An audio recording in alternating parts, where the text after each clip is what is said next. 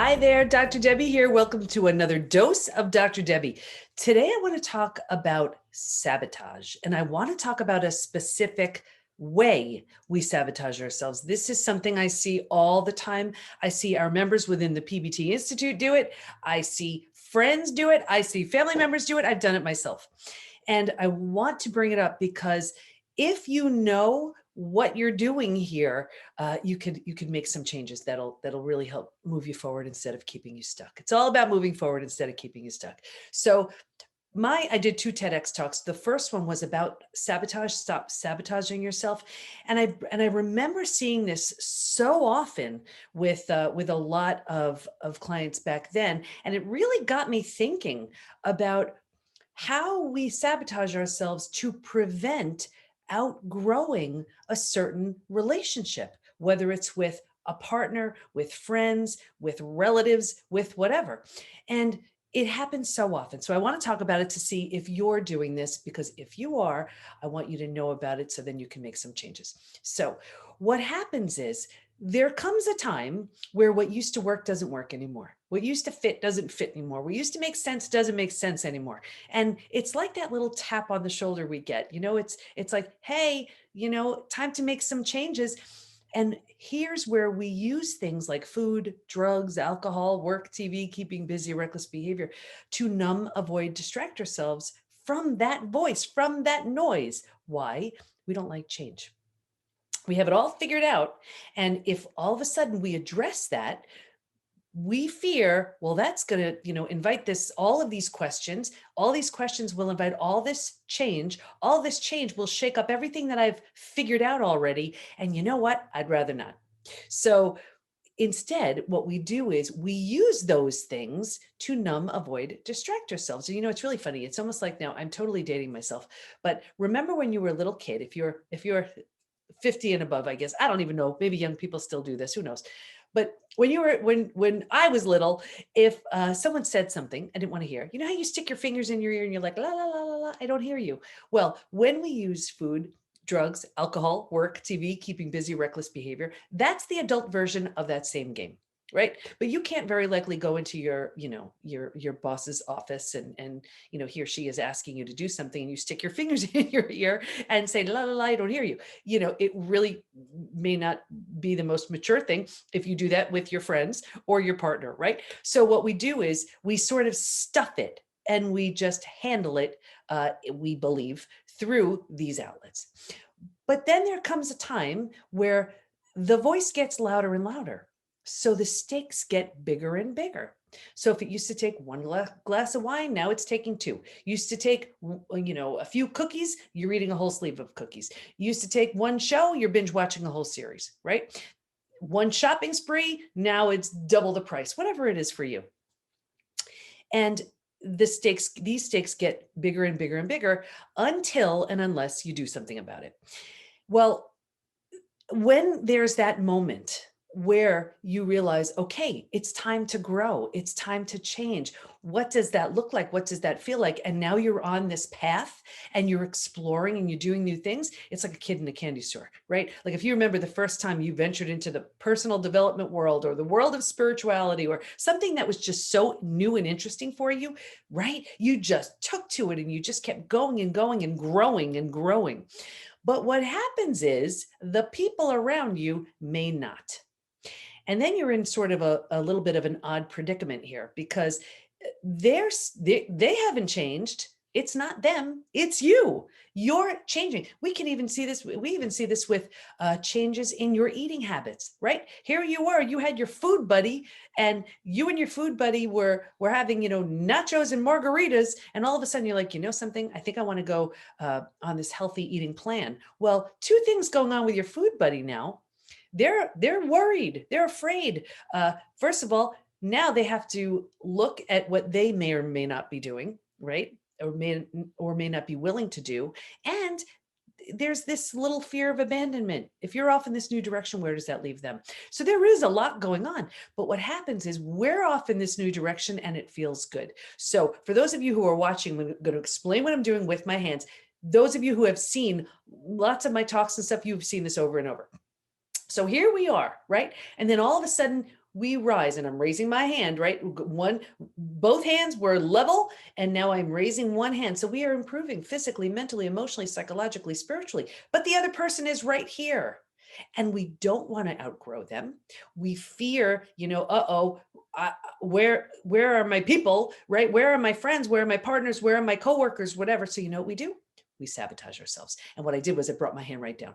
And so we sabotage ourselves, but you know what? We like it up here. And I raise my hand up again. This feels good. This feels like where we want to be. But all of our people haven't changed. It's us. So we keep sabotaging ourselves so that we don't outgrow them. But you know what happens? As we go, and I'm moving my arm up again, my hand up again, now we're like, well, why don't they do this? And I raised up my other hand.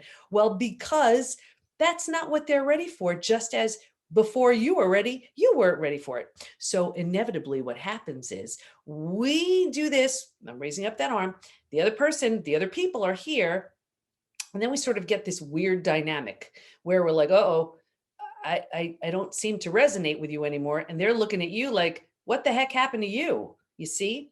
So what we really need to do, and the way that it prevents this sabotage, because we don't want to be alone here, we don't want to outgrow our tribe, our group, our community, whoever you want to, call it, whoever we felt so comfortable with, we felt so safe with.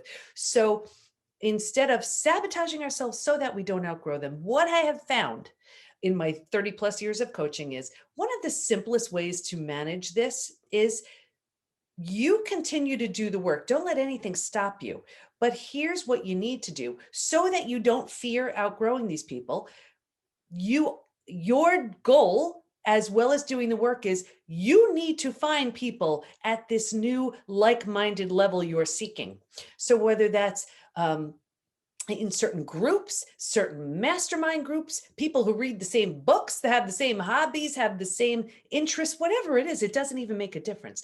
The idea is if you seek out those people as you're doing that work, and then you meet up with these new people, you don't fear the, uh-oh, I don't have anybody. I feel only a loss. What then happens is you continue to do the work.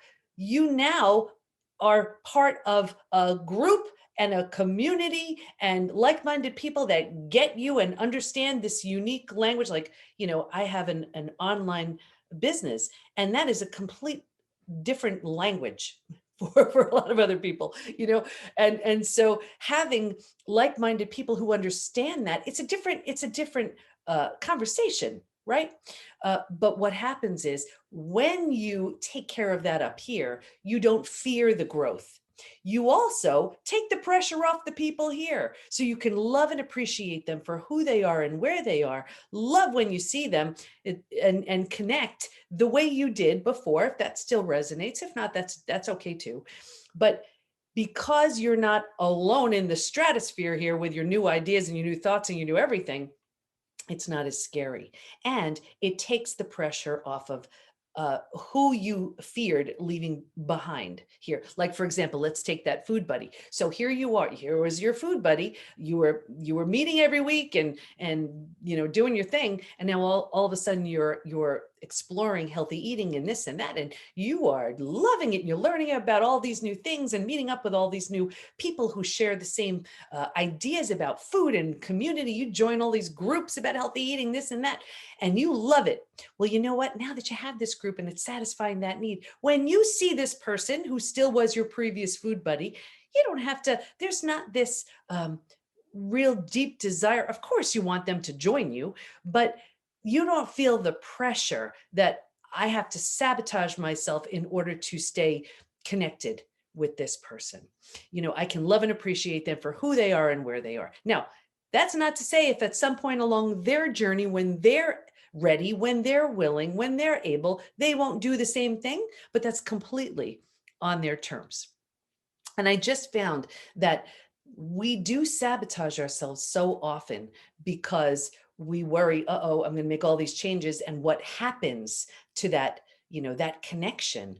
Well, when we take care of new connections, we're not just sort of headed off in this new direction without a clue of where we're headed. And at the same time, it takes pressure off of the connections that we had. Now, a bit different when we're talking about a romantic relationship, because it's that's a whole different story. Maybe I'll do a whole other topic on what happens when you are doing the work to heal, right? Or just to grow physically, mentally, emotionally, psychologically, spiritually, and that person is stuck right here. That's a tough one. That's a tough one. And it depends on what the need is here. Is it just that you love and appreciate this person for where they are, but they don't have similar interests? So you find people here where you can, let's say, explore new interests, right? That don't, damage the relationship or whatever it is, right? Whole, very different experience, but something that we can take on for another day. But what I wanted to be sure I shared was when you have that group, when you seek out these people, these like-minded soul warriors, whatever you want to call them, you don't fear the growth as much because you have your people. It takes pressure off of the old group and you don't feel so alone. So I hope that helps. The two TEDx talks, this would be more aligned with that first one, what we just talked about. Stop sabotaging yourself. So if it serves, definitely watch that TEDx talk. And if you haven't taken the healed or hardened quiz, you're going to want to do that, because we will show you which force of nature you are. You will know exactly out of the 5 stages from betrayal to breakthrough, which also resonate to just an old set of lingering beliefs that no longer serves, other types of traumas. It really works for a lot of them.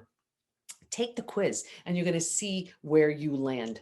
And of course, share the podcast with anybody who would benefit from this information. So healedorhardenedquiz.com, go take the quiz and stop sabotaging yourself. I'll see you next time. Bye-bye.